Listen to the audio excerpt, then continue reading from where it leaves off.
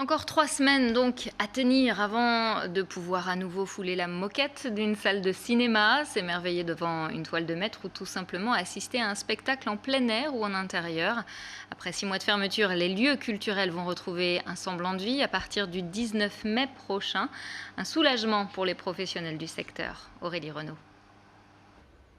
Au studio, on est prêt. Du 19 mai au 9 juin, la jauge serait de 35% dans la salle. L'équipe est très enthousiaste à l'idée d'ouvrir, consciente qu'il faudra adapter l'horaire des séances pour coller au couvre-feu.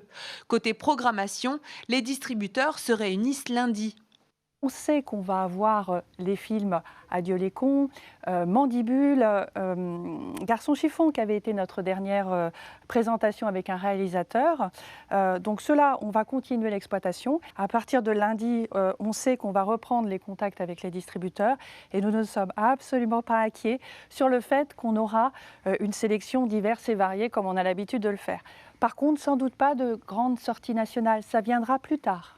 Au Centre de création contemporaine, on palliait la fermeture par des visites à travers les grandes baies vitrées de la nef. Pour renouer immédiatement avec le public, le centre décide d'amorcer une opération déconfinement.